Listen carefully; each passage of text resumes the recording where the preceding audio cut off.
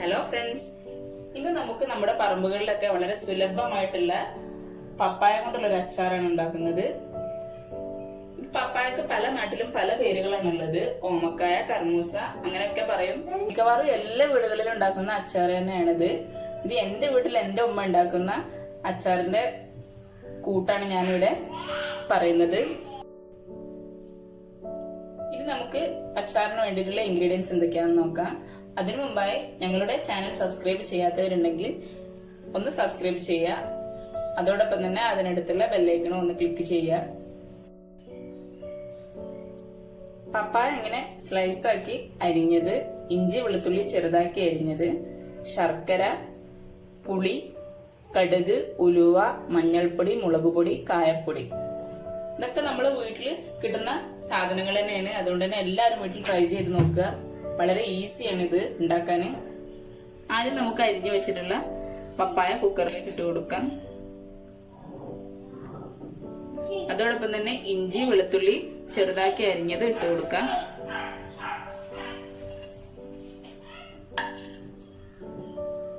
പുളിയുടെ വെള്ളം ഒന്ന് എടുത്തിട്ട് അത് മുഴുവനായിട്ടും ഇതിലേക്ക് ഒഴിച്ചു കൊടുക്കുക. അതിനുശേഷം നമ്മൾ എടുത്തു വെച്ചിട്ടുള്ള പൊടികളൊക്കെ ഒന്ന് ഇട്ട് കൊടുക്കാം. മഞ്ഞൾപ്പൊടി, മുളക് പൊടി, കായപ്പൊടി. മുളക് പൊടി ഒരു 2 സ്പൂൺ എടുത്തിട്ടുണ്ട്. നിങ്ങൾക്ക് എരിവൊക്കെ കൂടുതൽ വേണമെന്നുണ്ടെങ്കിൽ ഒന്നുകൂടെ കൂട്ടിയെടുക്കാം. ആവശ്യത്തിന് ഉപ്പ് ഇട്ട് കൊടുത്ത് കുക്കർ ഒന്ന് അടച്ചു വെച്ച് ഒരു 4 വിസിൽ വരുന്നവരെ ഒന്ന് വെയിറ്റ് ചെയ്യാം. അപ്പൊ നമ്മുടെ പപ്പായ ഒക്കെ നന്നായിട്ട് വെന്തിട്ടുണ്ട്. ഇനി ഇതൊന്ന് നമുക്ക് ഇറക്കി വെച്ച് ഒരു മൺചട്ടി വെക്കാം. അച്ചാറൊക്കെ ഉണ്ടാക്കുമ്പോൾ മൺചട്ടിയിലാണ് അതിന്റെ ടേസ്റ്റ്. ഞാൻ പെട്ടെന്ന് പപ്പായ ഒന്ന് വെന്ത് കിട്ടാൻ വേണ്ടിയിട്ടാണ് കുക്കറിൽ വെച്ചത്. ശരിക്കും നിങ്ങളിത് ഉണ്ടാക്കുകയാണെങ്കിൽ അടുപ്പത്ത് ഉണ്ടാക്കാൻ ശ്രമിക്കുക. നമ്മുടെ മൺചട്ടിയൊക്കെ നന്നായിട്ട് ചൂടായിട്ടുണ്ടെങ്കിൽ ഇതിലേക്ക് അല്പം എണ്ണ ഒഴിച്ചു കൊടുക്കാം. ഞാൻ നല്ലെണ്ണയാണ് ഒഴിച്ചിട്ടുള്ളത്.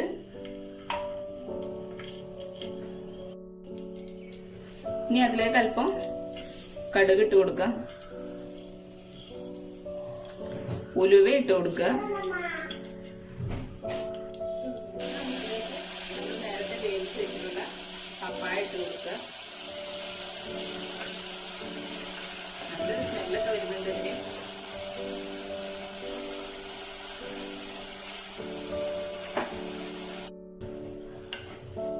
നമ്മുടെ പപ്പായൊക്കെ ഒന്ന് നന്നായിട്ട് ഉടച്ചു കൊടുക്കുക.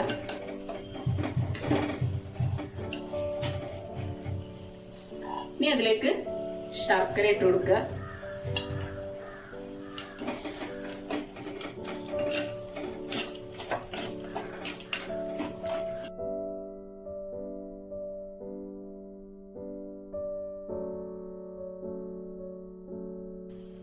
ഇനി ഇതിലേക്ക് കുറച്ച് കറിവേപ്പില ഇട്ട് കൊടുക്കാം.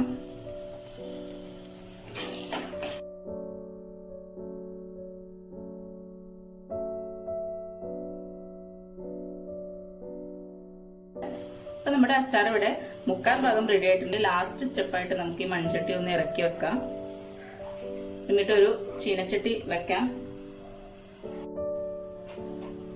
നമ്മുടെ ചീനച്ചട്ടി ഇവിടെ റെഡി ആയിട്ടുണ്ട്. അതിലേക്ക് ഒരു അല്പം ഉലുവ ഇട്ട് കൊടുക്കുക.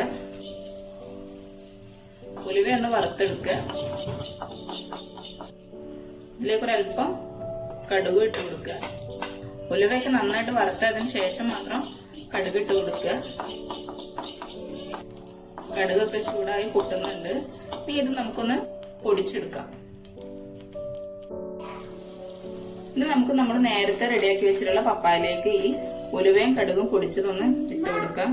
നന്നായിട്ടൊന്ന് മിക്സ് ചെയ്യാം.